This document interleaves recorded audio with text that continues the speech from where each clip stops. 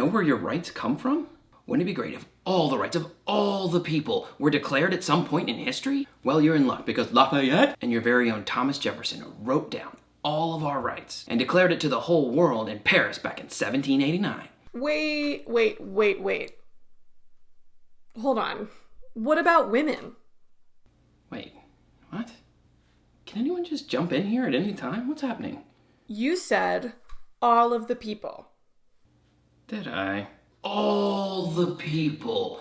Oh, yeah, all the people. Yeah, well, what about women? It's in here. Hold on. Let me just save you some time. It's not. What if I told you that it took French feminist Olympe de Gouges to write a declaration that included both men and women? You know, like 50% of the world's population. So today's illustrative example is the 1791 Declaration of the Rights of Women and the Female Citizen.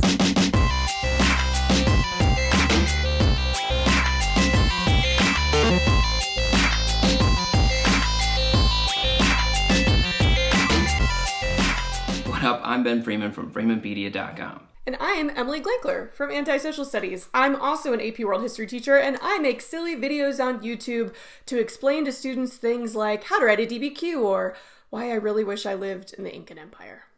And today, we tackle one of AP World History's greatest feminist challenges to political and gender hierarchies. Ooh, can I do this part? The way too early part? I'll allow it.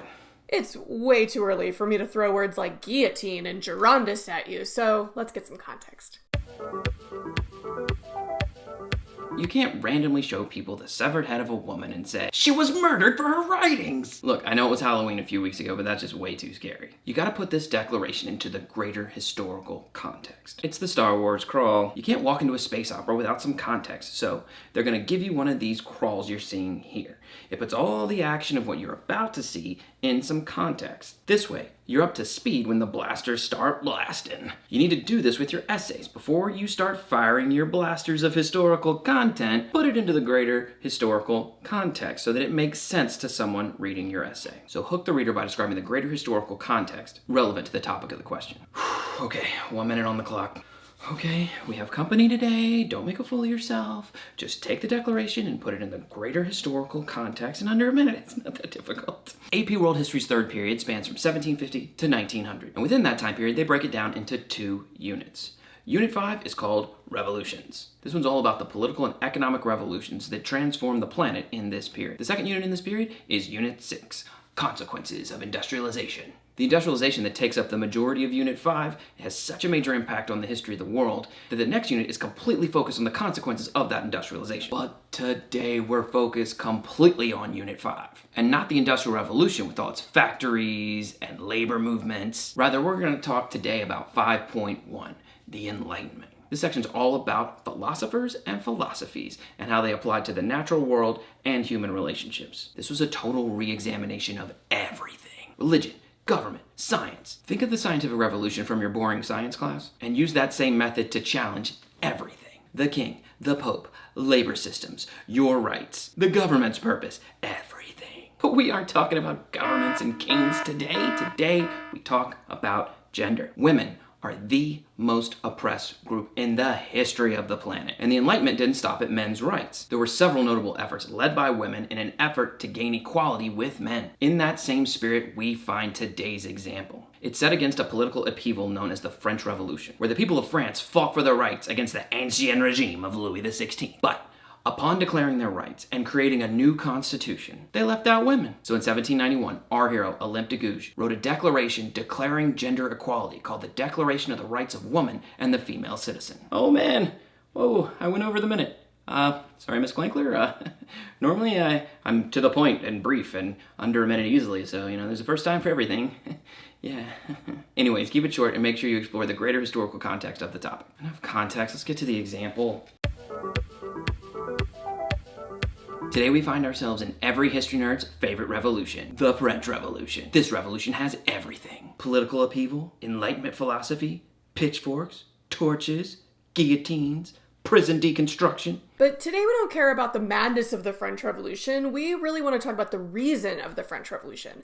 Or in today's case, the glaring omission that these revolutionaries failed to recognize when they were declaring their rights during the revolution. Exactly. The French Revolution isn't all off with her head. There was an enlightenment base to the revolution that somehow got lost in all the guillotines and Antoinettes. But before we get to Olympe de Gouges and her masterpiece on gender equality, we need to briefly talk about the catalyst or the cause behind her declaration. And that was the Declaration of the Rights of Man and the Citizen. Think of it as kind of a Declaration of Independence meets Bill of Rights in France. Or as they say in France, Le Bill of Rights, 9th grade French. Written by Lafayette and Jefferson, the Declaration of the Rights of Man begins by asserting that all men are born and remain free and equal in rights. Those are bold words that echoed through the palaces of Europe. Those European Enlightenment ideals that helped shape the American Revolution have now landed back on the shores of Europe. And this time, there's going to be some changes around here. But in all of those rights and ideals, they never mentioned women. And that's where French playwright and activist Olympe de Gouges was like, hold my purse. I got this. The Declaration is amazing because it's both a foundational feminist text, but it's also this hilarious political satire. She flips the script and places women in the position of being oppressed by the tyranny of the men and the patriarchy. Basically like, you're all King Louis XVI to us. It's essentially a remake of the original document, but with women. So it's kind of like Ghostbusters 2016. More than just arguing that, quote, woman is born free and remains equal to man in rights, it also throws in some amazing sass, like this line in the preamble, quote, the sex that is superior in beauty, as it is in courage during the pains of childbirth, recognizes and declares the following rights of woman and the female citizen. Oh my God. I think I'm in love with this woman. Oh, sorry, Eleanor. I feel like I'm cheating on you. So what was the impact of the Declaration? Short term, Olympe got her head chopped off. Like, beyond just being openly critical of the Jacobin Revolution, she also addressed her declaration directly to Queen Marie Antoinette, the ultimate victim of the absolutist patriarchy, in my opinion. But this made the radicals, rightfully worried that she was a royalist, and so she had to go. Longer term, this document laid the foundation of the modern women's movement. Like in England, Mary Wollstonecraft was inspired to defend the document with a vindication of the rights of women, and just a few decades later, the American suffrage movement began with a document directly inspired by de Gouges at Seneca Falls. And, Olympe was only one of 3 women beheaded during the whole Reign of Terror, so, I guess she sort of got treated like a man. So the Declaration of the Rights of Woman and the Female Citizen was a landmark work that laid the groundwork for feminism for centuries to come. But is it important enough to be on the AP exam? No, not really. You can see the 2016 DBQ was about gender and politics, but it focused on Latin America in the 20th century, so you could have used the Declaration as outside information, I guess. But remember, we don't get to see those stimulus-based multiple choice questions. So Olympe de Gouges and the Declaration of the Rights of Woman and the Female Citizen could be all over those tests and we just wouldn't know. Is that too long? Did you not watch? Let me recap.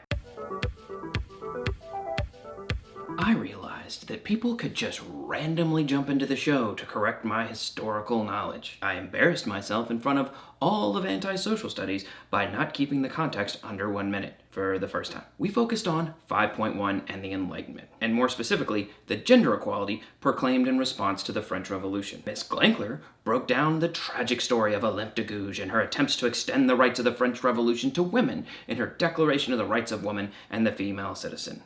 Were there examples on past exams? No. Okay, thanks for watching, and once again, I'm Ben Freeman from Freemanpedia.com. And I'm Emily Glankler. If you like my stuff, you should go subscribe to my YouTube channel, Antisocial Studies. I make videos kind of similar to this with less production value. I also have a podcast called Antisocial Studies. I'm on Instagram at Antisocial Studies, and for some reason, I'm on TikTok. I don't really know what I'm doing there, but thanks. So head on over to Antisocial Studies and give Miss Glankler a subscribe. And I'll work on security around here to make sure people aren't randomly jumping into any more of these videos. Alright, good luck on the exam in May, and I'll see you next time!